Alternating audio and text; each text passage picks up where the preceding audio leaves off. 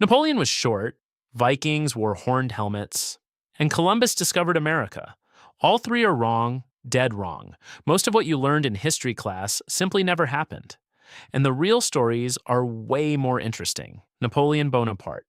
The angry short guy with a complex, except he wasn't short. He was about 1 meter 68, slightly above average for a French man at the time. Where did the myth come from? British propaganda.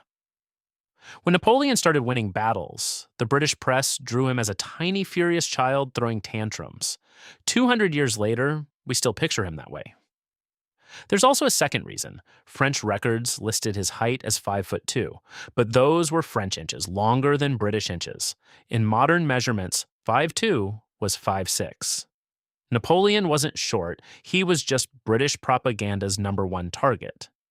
Viking horned helmets. Massive bearded warrior, horns on his head, screaming into battle never happened. Archaeologists have uncovered thousands of Viking artifacts, swords, shields, armor, actual helmets. Not one has horns. Vikings wore simple iron helmets, sometimes with a nose guard. That's it. So where did the horns come from? A German opera. In 1876, Richard Wagner staged his Ring Cycle based on Norse mythology. The costume designer added horns because they looked dramatic and pagan. The audience loved it, and for 150 years, every movie and Halloween costume has copied it. The Vikings were terrifying enough without the upgrade.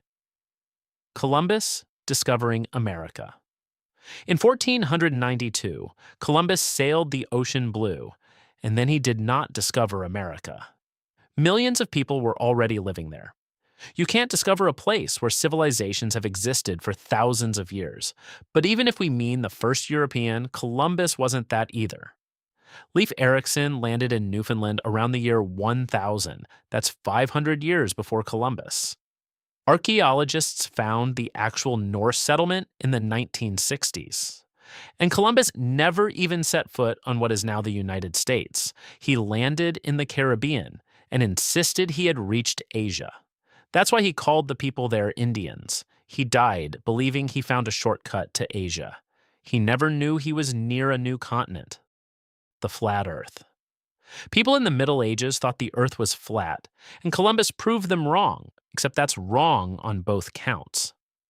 Educated people in medieval Europe knew the Earth was round. The ancient Greeks had already proven it. Medieval universities taught the Earth was a sphere. The flat Earth myth was invented in the 1800s.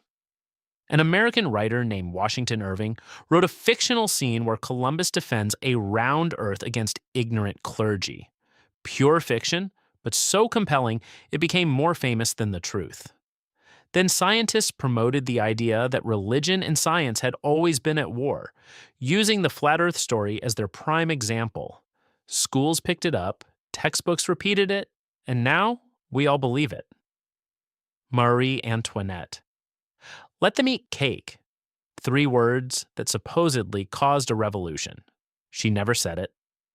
The phrase appeared in a book by Jean-Jacques Rousseau, written when Marie Antoinette was 9 years old and still living in Austria.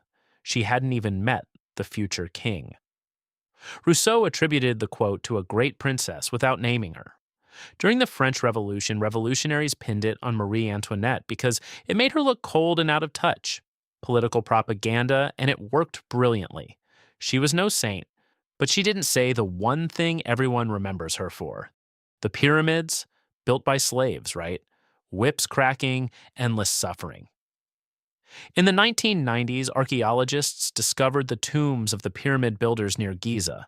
These weren't mass graves. The skeletons showed workers received medical care, broken bones that had been properly set and healed.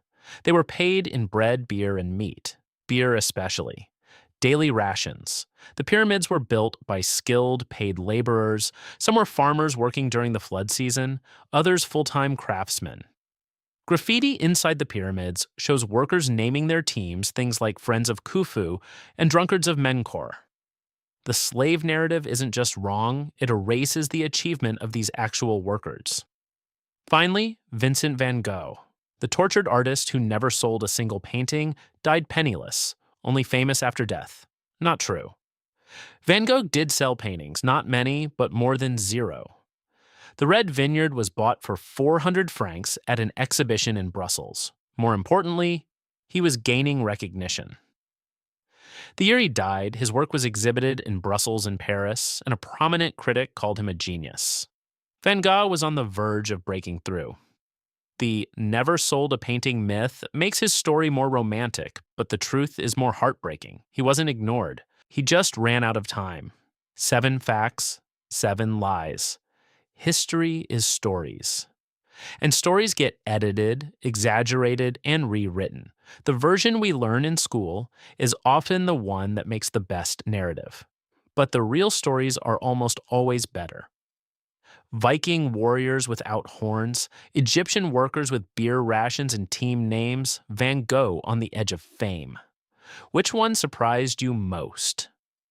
Drop a comment. And if you want more history that actually happened, subscribe. New videos every Monday, Tuesday, and Friday, same hand-drawn style, same real facts, just the ones that are actually true.